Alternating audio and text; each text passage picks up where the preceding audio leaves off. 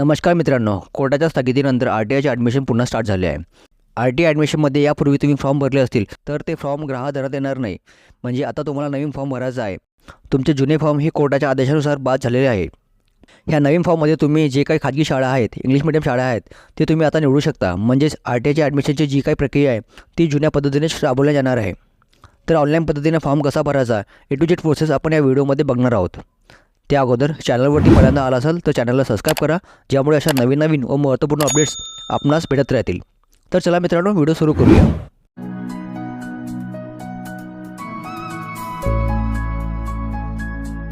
मित्रांनो, तुम्ही पाहू शकता RTI फॉर्म भरण्यापूर्वी बालकाची वय म्हणजे तुमच्या मुलामुलीचे वय जे काही आहे ते किती असणे गरजेचे आहे ते सर्वात पहिल्यांदा समजून घेऊया. आणि त्यानंतर तुम्हाला फॉर्म कसा भरायचा ते सांगतो. तर एज बघितलं तर सन 2024-25 या शैक्षणिक सत्रात RTI 25% प्रवेशासाठी बालकाची वय आहे. आता प्ले ग्रुप किंवा नर्सरीमध्ये तुम्हाला ॲडमिशन घ्यायचं असेल तर वयोमर्यादा 1 जुलै 2020 ते 31 डिसेंबर 2021 या कालावधीमध्ये कमीत कमी 3 वर्ष व जास्तीत जास्त 4 वर्ष 5 महिने 30 दिवस पाहिजे. तर तुम्हाला ज्युनियर KGमध्ये ॲडमिशन घ्यायचं असेल तर वयोमर्यादा 1 जुलै 2019 ते 31 डिसेंबर 2020 या कालावधीमध्ये कमीत कमी 4 वर्ष व जास्तीत जास्त 5 वर्ष 5 महिने 30 दिवस पाहिजे. जर तुम्हाला सिनियर KGमध्ये ॲडमिशन घ्यायचं असेल तर वयोमर्यादा 1 जुलै 2018 ते 31 डिसेंबर 2019 या कालावधीमध्ये कमीत कमी 5 वर्ष व जास्तीत जास्त 6 वर्ष 5 महिने 30 दिवस पाहिजे. जर तुम्हाला पहिलीमध्ये ॲडमिशन घ्यायचे असेल तर वयोमर्यादा 1 जुलै 2017 ते 31 डिसेंबर 2018 या कालावधीमध्ये कमीत कमी 6 वर्ष व जास्तीत जास्त 7 वर्ष 5 महिने 30 दिवस पाहिजे. जर तुमच्या बालकाची वय अशा पद्धतीने असेल तर तुम्ही इथं फॉर्म भरू शकता. आता फॉर्म कसा भरायचा ते बघूया. तर मित्रांनो, तुम्हाला student.maharashtra.gov.in या वेबसाईटवरती यायचे आहे. त्यानंतर ऑनलाईन ॲप्लिकेशनवरती क्लिक करायचे आहे. त्यानंतर अशा पद्धतीने इंटरफेस तुम्हाला दिसेल. लेफ्ट साईडला लॉग इनचा ऑप्शन आहे, राईट साईडला न्यू रजिस्ट्रेशनचा ऑप्शन आहे. तर आपण इथे नवीन आहात तर आपण इथे राईट साईडला येऊन न्यू रजिस्ट्रेशन करून घेऊया. आणि त्यानंतर तुम्हाला फॉर्म भरून घ्यायचा आहे. त्यानंतर न्यू रजिस्ट्रेशन त्यावरती क्लिक करा. न्यू रजिस्ट्रेशन करण्यापूर्वी काही सूचना आहेत, त्या सूचना एकदा वाचून घ्या. जसं की एकदा नोंदवलेली जी जन्मतारीख आहे ती बदलता येणार नाही. एका बालकाचं एकापेक्षा जास्त फॉर्म भरले तर ते फॉर्म रद्द होईल. जन्मतारीख, मोबाईल नंबर फॉर्म भरताना चुकला तर तो अर्ज डिलीट करून तुम्ही नवीन अर्ज भरू शकता. आणि अपंग विद्यार्थी असतील तर इथे येस करा. त्यानंतर तुम्ही कोणत्या जिल्ह्यामध्ये राहता तो जिल्हा टाकायचा आहे. त्यानंतर बालकाचे लास्ट नेम म्हणजे आडनाव टाकायचं आहे. त्यानंतर बालकाचे नाव आणि मिडल नेम टाकायचं आहे. त्यानंतर बालक अपंग आहेत का असेल तर येस करा, नसेल तर नो करा. त्यानंतर बालकाची डेट ऑफ बर्थ टाकायची आहे. त्यानंतर कॅप्चा टाकून बालकाचा मोबाईल नंबर टाकायचा आहे. ही सर्व माहिती अचूक भरायची आहे. त्यानंतर रजिस्टरवर क्लिक करायचे आहे. आता रजिस्ट्रेशन झालेलं आहे. वरती आपल्याला दिसेल रजिस्ट्रेशन नंबर व पासवर्ड तुमच्या मोबाईलवर येईल. त्यानंतर लेफ्ट साईडला लॉग इन करायचं आहे. जो रजिस्ट्रेशन नंबर आहे तो तिथे टाकायचा आणि पासवर्ड टाकायचा आहे. त्यानंतर कॅप्चा टाकून लॉग इन करायचे आहे. लॉग इन झाल्यानंतर चेंज पासवर्ड ऑप्शन येईल. तर इथे ओल्ड पासवर्ड टाका. त्यानंतर न्यू पासवर्ड रिटाईप करा आणि सबमिट करा. सबमिट केल्यानंतर पासवर्ड अपडेट सक्सेसफुली म्हणजे जो नवीन पासवर्ड टाकला होता तो पासवर्ड अपडेट झालेला आहे. आता पुन्हा लॉग इन करायचं आहे. तर इथे ॲप्लिकेशन नंबर टाका व अपडेट केलेला न्यू पासवर्ड टाका. त्यानंतर कॅप्चा टाकून लॉग इन करा. लॉग इन केल्यानंतर आपल्याला काही स्टेप पूर्ण करायचे आहेत. त्यामध्ये चाइल्ड इन्फॉर्मेशन, बालकाचे नाव हे ऑटोमॅटिक आलेले दिसेल.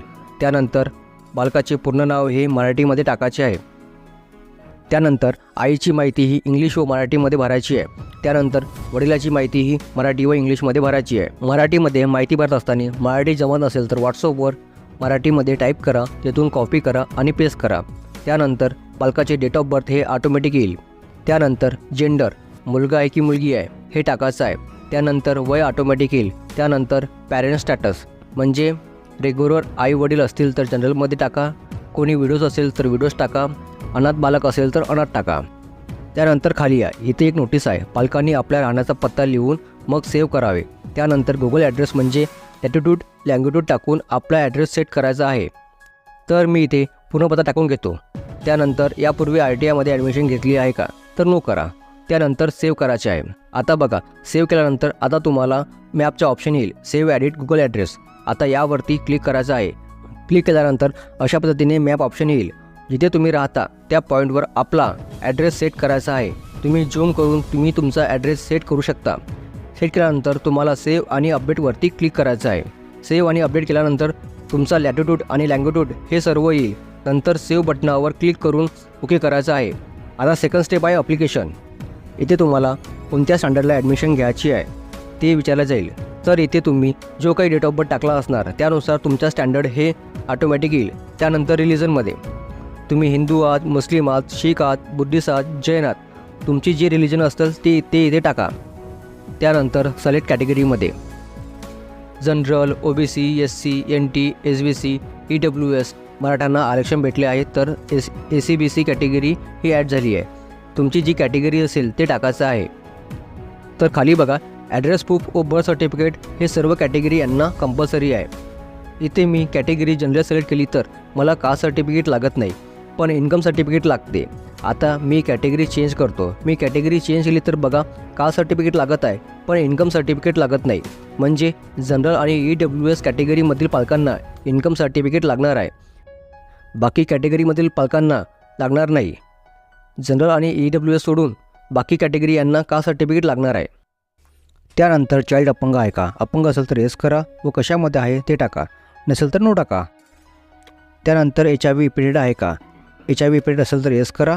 कोण आहे, मदर आहे, फादर आहे, बोथ आहे, नसेल तर नो करा. त्यानंतर आधार कार्ड नंबर विचारला जाईल. आधार कार्ड नंबर असेल तर येस करा आणि आधार कार्ड नंबर नसेल तर रिसिप्ट नंबर टाकायचा आहे, हे कंपल्सरी आहे. त्यानंतर ॲन्युअल इन्कम विचारला जाईल. म्हणजे तुम्ही जनरल EWSमधून फॉर्म भरत असाल तर तुम्हाला इन्कम सर्टिफिकेटची गरज पडणार. तर इन्कम सर्टिफिकेट ही 1 लाखाचा आत असणे गरजेचं आहे. त्यानंतर पॅन कार्ड, ईमेल ID हे कंपल्सरी नाही, ते सोडून दिले तरी चालेल. त्यानंतर सेव्ह बटनावर क्लिक करा. त्यानंतर स्कूल सिलेक्शन.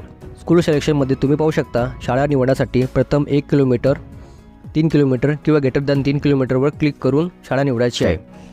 त्यानंतर विदिन 1 किलोमीटरवरती क्लिक करा. तुम्ही जो काही मॅप टाकला आहे त्यानुसार तुमच्या घराशेजारील 1 किलोमीटरच्या अंतरावर जे काही शाळा आहेत ते तुम्हाला दाखवल्या जातील. तर बघा खाजगी शाळा आलेल्या आहेत. गव्हर्मेंट शाळा कोणतीही नाही आहे. या अगोदर गव्हर्मेंट शाळा येत होत्या, खाजगी शाळा येत नव्हत्या. तर तुम्हाला जे काही शाळा दाखवत असतील त्यांचा बोर्ड कोणता आहे, मीडियम कोणता आहे, मिनिमम एज, मॅक्झिमम एज, कोणत्या स्टँडर्डला ॲडमिशन घेऊ शकता, टोटल वॅकन्सी किती आहेत ते दाखवलं जाईल. मला वाटते इथे वॅकन्सी खूपच कमी केल्या आहेत. मला इथे वॅकन्सी कमी दाखवत आहे. तुम्हाला किती वॅकन्सी दाखवतात ते कमेंट बॉक्समध्ये सांगा. त्यानंतर 1 ते 3 किलोमीटरवरती क्लिक करा. त्यानुसार तुमच्या शेजारील 1 ते 3 किलोमीटरच्या अंतरावर जे काही शाळा असतील ते दाखवल्या जातील. तर तुम्ही इथे मॅक्झिमम 10 शाळा क्रमवारनुसार निवडू शकता व कमीत कमी 1 सिरियल नंबर शाळा निवडून झाल्यानंतर सेव्ह बटनावर क्लिक करा. तर बघा स्कूल सिलेक्शनची प्रक्रिया पूर्ण झालेली आहे. त्यानंतर शेवटचा ऑप्शन आहे फॉर्म सबमिशन. तर तुम्ही इथे पाहू शकता तुम्ही जे काही माहिती भरली असाल ती अचूक आहे का चेक करा. काही चुकल्यास डिलीट ॲप्लिकेशनवर क्लिक करून फॉर्म पुन्हा व्यवस्थित भरा. सगळे बरोबर असेल तर RTIच्या 25%च्या बॉक्सवर टिक करून कन्फर्म अँड सबमिट बटनावर क्लिक करायचे आहे. लक्षात ठेवा सबमिट केल्यानंतर काही बदल करता येणार नाही. तर बघा ॲप्लिकेशन सबमिट झालेली आहे. तर आता आपला फॉर्म हा सबमिट झालेला आहे. खाली पाहू शकता जनरेट PDFचा ऑप्शन आहे. तर PDF जनरेटवरती क्लिक करा.